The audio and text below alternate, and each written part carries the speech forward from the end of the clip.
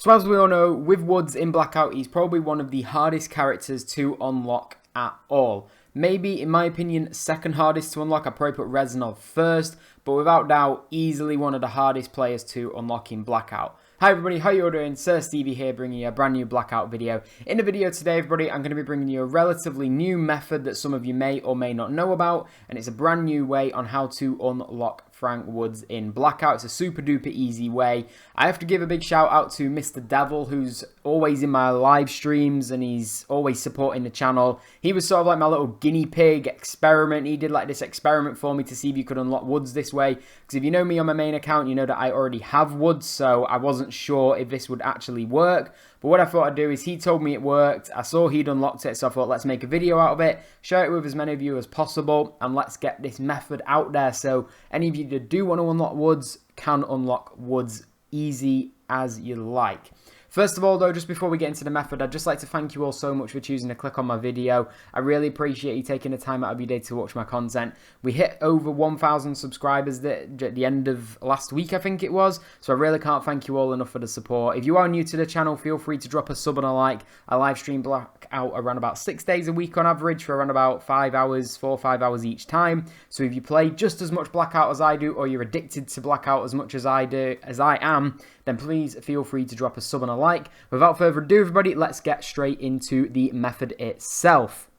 And so with the method itself, it is actually really simple. Basically, all you need to do is just play the brand new Ground War mode that's in Blackout mode. With the Ground War mode, basically, obviously, it's the 50 versus 50 aspect. And I think for a lot of people, the hardest part of actually completing this Woods challenge isn't necessarily getting the bandana or doing the, I think it's 30 seconds of flight time or a minute's worth of flight time in the helicopter. It's actually getting the win. If you're someone who doesn't have that much luck in solos and you don't play solos that much, and say, for example, you don't have like a regular team that you play with or decent people that you play with in duos or quads, this could be a bit of a problem for you, because obviously if you're just playing with randoms all the time in duos and quads, it gets pretty hard to get a win because there's obviously the lack of communication. Some players might not necessarily be that good, let's be honest here. And yeah, I just thought this method, basically, with the getting the win part, you've got a 50-50 chance right from the start of the game. So it's definitely worth just giving this a shot, because in all honesty, there isn't really going to be an easier time to unlock Woods. In all honesty, you're not going to get a better odds than 50-50, are you? Let's be honest here, people. So as I mentioned just a moment ago, everybody, as some of you may or may not know, I do already have Woods on my main account. So what I thought I'd do, just to prove to you all that this method works, so you can't say, oh, well, you've not shown me that you actually unlocked it, you just completed the challenge on your main account, so this doesn't actually prove that you actually get Woods because you've already unlocked him. What I thought I'd do is I thought I would just make a brand new PlayStation account to unlock this on. So this is just basically a second account that I made. You'll see there on your screen, it's called Easy Woods Method. Thought I'd just give it a name related to the video, seeing as I'm never going to be using that account again. And so basically, yeah, I managed to unlock him on a second account, so you guys can see right away that you can unlock him no problem at all using this method. And another thing that I ought to mention as well that I may not have mentioned already is basically one thing to bear in mind when you are going for the Woods bandana. As we all know, it spawns in a little sort of camp around about the top half middle of the map, that sort of area. I'm sure most of you all know where it is. And basically one thing to bear in mind is it isn't guaranteed to spawn there every single game. Sometimes it doesn't spawn there at all. So if you do go there and it's not there, don't worry. It's not as though they've taken it out of the game. It may just be that it hasn't spawned in that game, so it's nothing to worry about. So yeah, basically what I thought I would do here, everybody, is just walk you through how I actually unlocked him, what my strategy was, that sort of thing. So obviously step one, you got to actually go to the Woods camp, whatever you want to call it. I don't know what the actual name is, my mind's gone blank. But first of all, you have to go and get the lovely bandana. You'll just see it perched out on one of the wooden crates. Second step is probably one of the easier ones to get in. Basically, you have to have around about, I think it's 30 seconds, a minute of flight time, something like that. So you'll see it here, I've just sped it up on my screen for you all. So you have to have 1 minute's worth of flight time in the game itself. It's not really a problem. The landing place where I landed, I was a bit worried there'd be lots of enemies there, but there weren't actually any at all, in all honesty. So I got quite lucky. There weren't any enemies that I saw land there at the time. So I think I just got a little bit lucky there. But yeah, basically I've just sped it up here. You just need to have around about, as I said, 30 seconds to a minute of flight time. If you check the bandana, you'll see it eventually have a tick next to it, because I think it says in the description, you see that hind. That means basically you just have to have the flight time. And once that's ticked off, you can abandon the helicopter. And yeah, that is that halfway done, checked off the list.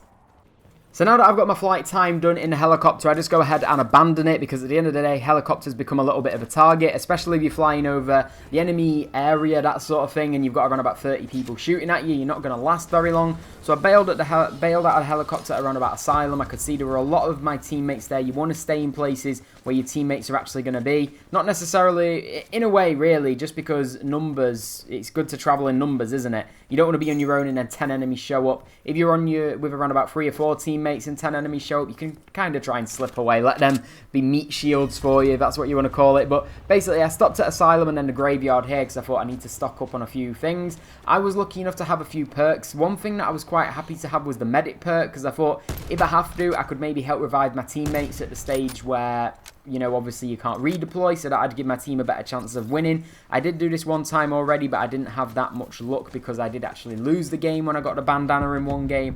I think it ended up where it was like 10 of my team versus 30 of the enemy, so obviously we weren't going to win that one. So basically you saw there, I had 1 kill, and in all honesty, I'm not going to lie, I just camped out the rest of the game. There is a bit here where I tried for, alright, I can go ahead and get some loot, nearly die, which was a big mistake. I tried to stay close to some of my actual teammates, the other 3 people that are in my squad, because I feel like if you're near an actual teammate that's in your squad and you go down, you've got a better likelihood and a higher chance of being revived by them.